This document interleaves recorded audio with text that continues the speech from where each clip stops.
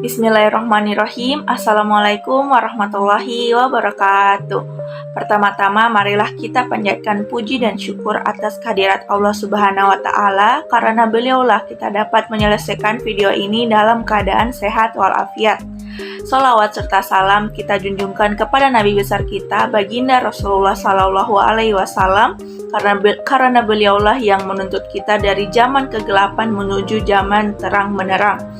Baik, pada video ini kami ingin mempresentasikan hasil kerja kami yang berjudul tentang penentuan kafein dan paracetamol dalam sediaan obat sakit kepala secara simultan menggunakan spektrofotometer UV Vis.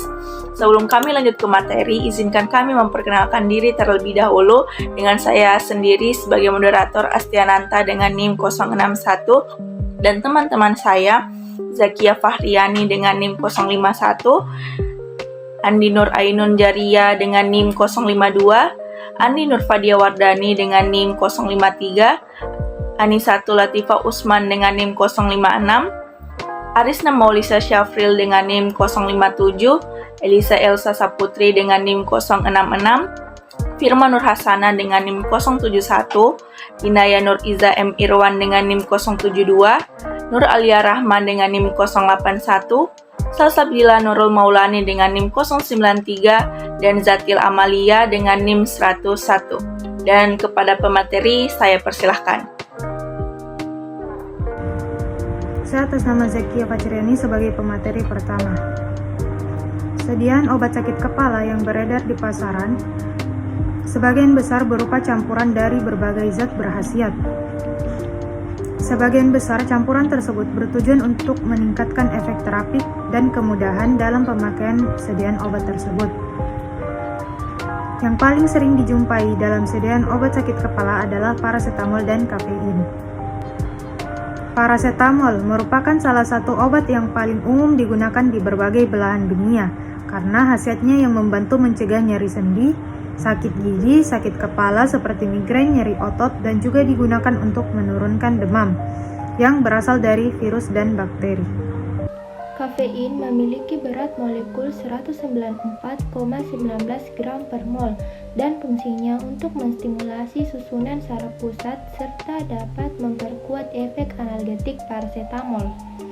Spektrofotometer UV Vis dapat digunakan untuk menentukan kadar campuran suatu zat dengan metode simultan. Prinsip analisisnya dengan regresi berganda atau multivariate regression melalui perhitungan operasi matris dengan pengamatan pada beberapa panjang gelombang atau panjang gelombang berganda atau multiple wavelengths. Perkenalkan, nama saya Salsabila Nurul Maulani. Di sini saya akan menjelaskan sedikit metode dari penelitian ini. Yang pertama yaitu pembuatan larutan baku kafein dan paracetamol 100 ppm. Serbuk kafein atau paracetamol sebanyak 25 mg dilarutkan 37,5 ml metanol. Larutan tersebut diaduk selama 15 menit menggunakan magnetic stirrer. Kemudian dipindahkan ke dalam labu ukur 250 ml. Larutan diancurkan menggunakan aquades hingga volume sepertiga di bawah tanda batas. Yang kedua yaitu pembuatan kurva standar kafein. Larutan deret standar dengan konsentrasi 6, 8, 10, 12, 14 ppm dibuat dari larutan baku kafein 100 ppm yang dilarutkan dalam 10 ml metanol banding aquades sebanyak 1,5 dibanding 8,5. Perkenalkan, nama saya Inaya Nur Iza M. Irwan. Baik, saya akan melanjutkan. Yang ketiga yaitu pembuatan kurva standar paracetamol. Larutan deret standar dengan konsentrasi 4, 6, 8, 10, 12 ppm dibuat dari larutan baku paracetamol 100 ppm yang dilarutkan dalam 100 ml metanol aquades 1,5 banding 8,5. Penentuan panjang gelombang maksimum. Penentuan panjang gelombang maksimum kafein yakni mengukur absorbansi pada larutan standar kafein rentang panjang gelombang 250-300 nanometer menggunakan spektrofotometer UV Vis double beam. Penentuan panjang gelombang maksimum paracetamol adalah mengukur absorbansi pada larutan standar paracetamol rentang panjang gelombang 200-300 nanometer menggunakan spektrofotometer UV Vis double beam. Sebelumnya, perkenalkan nama saya Risna Molsa April. Langsung saja, metode selanjutnya yaitu penentuan nilai koefisien absorpsivitas molar. Larutan standar kafein atau paracetamol 10 ppm dibuat dari larutan baku kafein atau paracetamol 100 ppm yang dilarutkan dalam 10 ml aquades banding metanol, yaitu 1,5 banding 8,5. Larutan standar kafein atau paracetamol 10 ppm dibaca absorbansinya menggunakan spektrofotometer UV vis double beam pada panjang gelombang optimum. Selanjutnya, pembuatan larutan sampel 1000 ppm. Pertama-tama 20 tablet merek dagang digerus hingga halus, kemudian tablet diserbukkan lalu ditimbang sebanyak 0,1 gram. Serbuk sampel ditambahkan 15 ml metanol dan diaduk menggunakan magnetic stirrer selama 15 menit. Larutan disaring menggunakan kertas Whatman nomor 41, kemudian larutan diencerkan ke dalam lab ukur 100 ml menggunakan aquades hingga volume sepertiga di bawah tanda batas. Perkenalkan, nama saya Firman Nur Hasanah. Di sini saya akan menjelaskan tentang penetapan kadar sampel. Penetapan kadar paracetamol dan kafein menggunakan rumus A sama dengan E kali B kali C, di mana A yaitu absorbansi larutan, E adalah absorptivitas molar, B yaitu tebal kuvet, dan C adalah konsentrasi larutan yang akan diukur. Baik, selanjutnya penentuan kadar paracetamol dan kafein.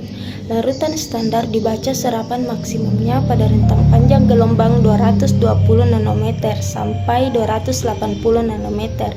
Diketahui bahwa serapan maksimum paracetamol 244 nanometer dengan absorbansi 0,868 dan untuk kafein 273 nanometer dengan absorbansi 0,553. Nah, selanjutnya nilai absorbansi yang diperoleh dibuat kurva antara konsentrasi sebagai sumbu X dan absorbansi sebagai sumbu Y, sehingga akan diperoleh persamaan regresi linear, koefisien determinasi, dan koefisien korelasi. Baik, Assalamualaikum warahmatullahi wabarakatuh. Perkenalkan, nama saya Zatila Malia. Selanjutnya, penentuan kadar paracetamol dan kafein.